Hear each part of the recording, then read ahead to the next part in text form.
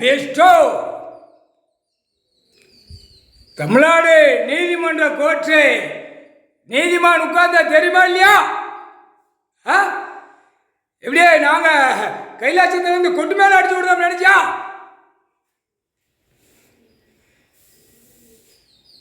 நெரிச்சுவார். ஆக்ரோஷத்துல கோபத்தை உண்டாகிட்டிய. இனிமே ஒரு கோபத்தை யாரும் அடக்க முடியாது. பிள்ளைய காலை பிடிச்சி நிப்பாட்டா தான் நிப்பாட்டுவார். அதுவும் பொம்பளை பிள்ளை காலை பிடிச்சா தான் நிப்பாட்டுவார், இல்லை பாட மாட்டார். அப்பதான் தேடி அலைய விடுவார். அடி மேல் அடி விழும், பயங்கரமாக அடி விழும், சின்னமாக ஆக்குவார்.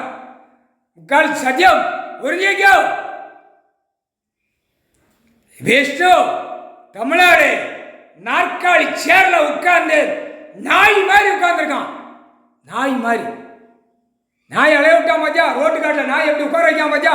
வாயில்லாத ஜீவன், நாய்க்குட்டி, தெரு நாய் அப்படிங்க.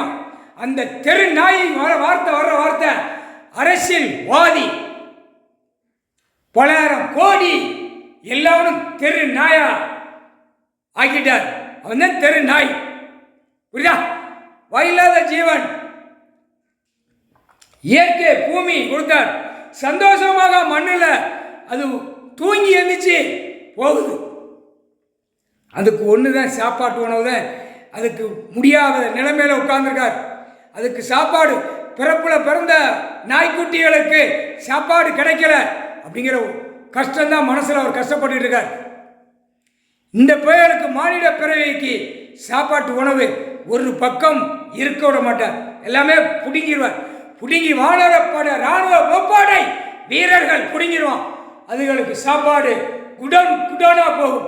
எங்கெங்க இருக்கோ அது பூரா ராணுவ ஒப்பாட வீரர்கள் சாப்பாடு கொடுப்பான். டாக்டர் வானரப்பட தான் இருப்பான். வனவிலங்குகள் பறவைகளுக்கு தான் டாக்டர். மானிட பிறவி டாக்டர் அழிச்சிருவார், செயலறையில் ஏற்றிடுவார். முக்கால் சத்தியம் பெஸ்டோ.